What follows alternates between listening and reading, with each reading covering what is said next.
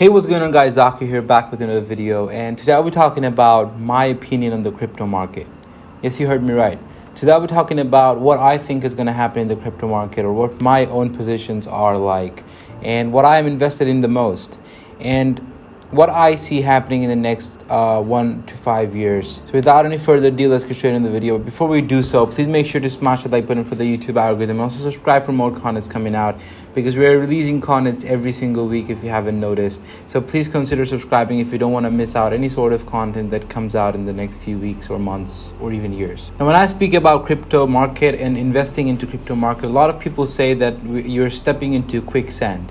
But to be honest, it's really dependent on how you look into the investment, what amount of money you're investing into, and the amount of money that you're investing, what does it mean to you? If I need a certain amount of money in the next year or two, I will not be putting that into any sort of investment, be it crypto investment or stock investment or any sort of real estate investment.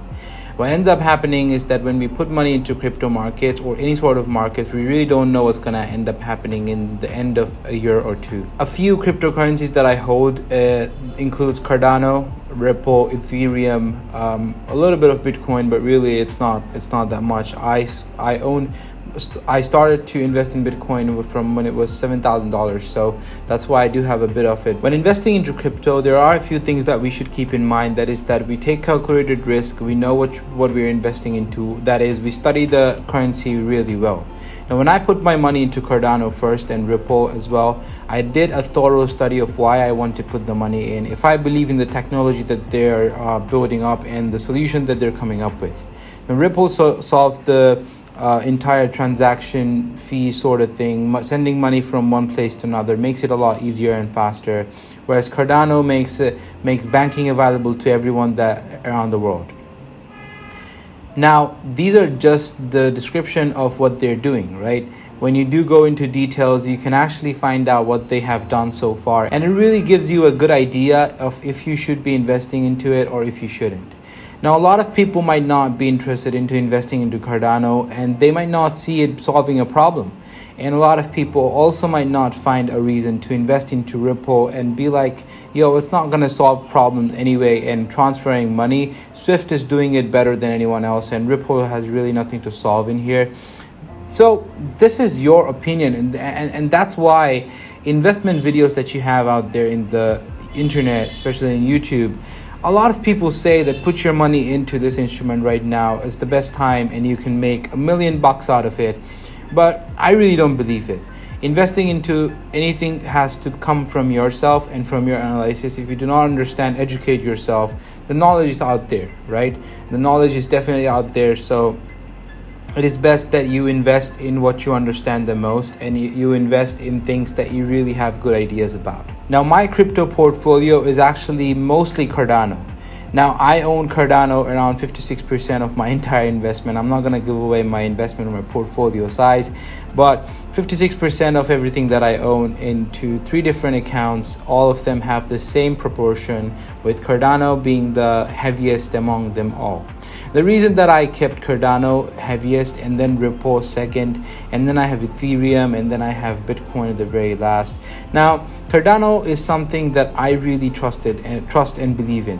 Now, the reason for that is simply because of the entire process of how it's been done and the people that are maintaining the whole thing and running the entire operation.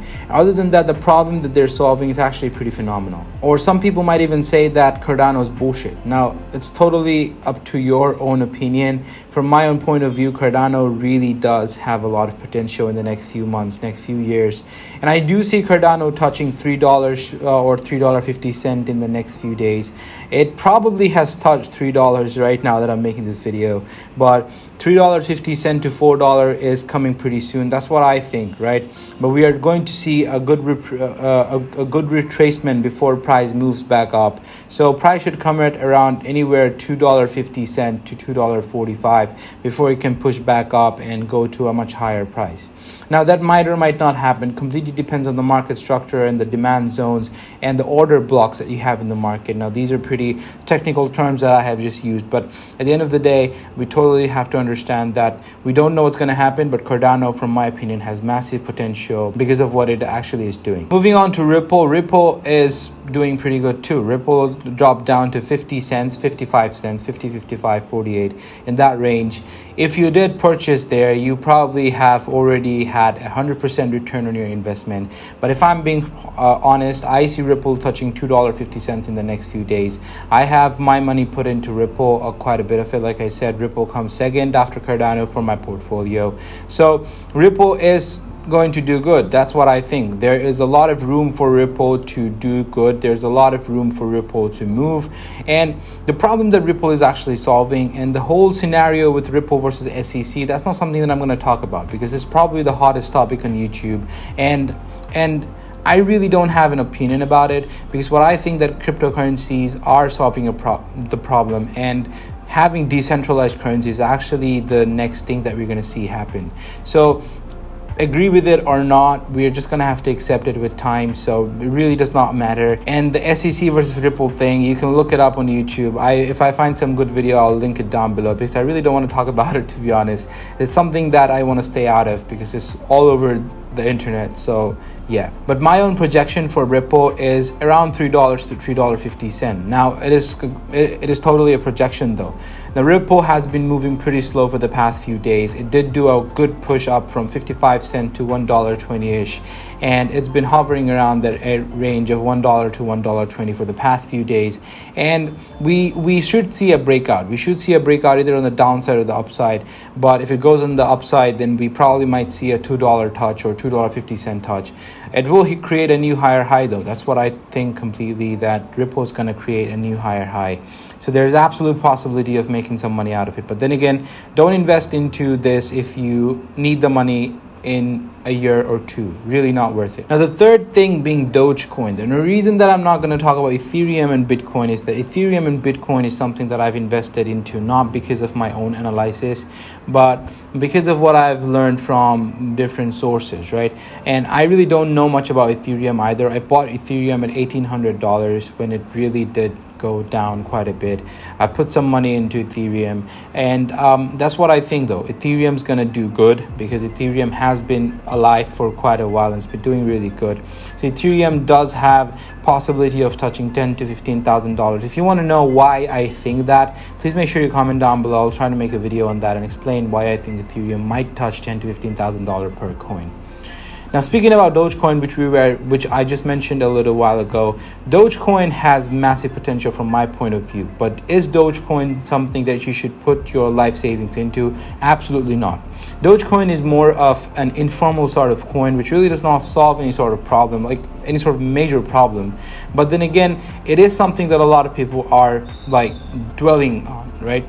People have, as far as I know, a lot of my friends even own Dogecoin. They don't even know what Dogecoin is, but just so from my point of view, Dogecoin does have a lot of potential coming up.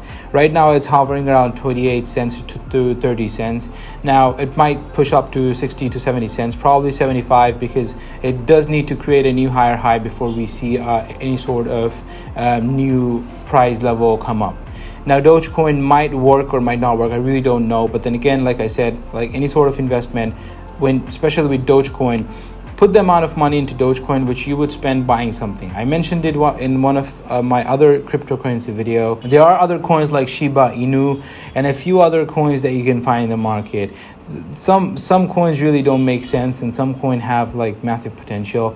But if I'm talking about investments, like I said, this is a video where I'm sharing my opinion about what my investments are probably going to be like in the next few years or next few months. I don't know. But when you do your investments, you do your own research and put your money in. I've put my money into things that I believe in only. I really don't care about what price or what potential they have. It's all about what they're solving and do I actually believe in it. Because even if I do lose money, from this. At least I'm going to have the mental peace that I invested into something that I analyzed myself, and I don't have to blame someone else for the investment that I made. So that's actually the biggest edge that you get by investing into any sort of investment with your own research and own knowledge. So this is it for today, guys. I hope you have found this video interesting and helpful. And also, please know that this is not any sort of financial advice. This is just me sharing my opinion. I actually mentioned this in the very start of the video, that this is just me sharing my opinion about what I think the market's going to do in the next few days. I hope you all have enjoyed the video. If you did, please make sure you smash the like button for the YouTube algorithm and subscribe for more contents coming out, because we are posting quite a bit. So take care, guys. This is Zakir. I'll see you on the next one. Goodbye. Peace.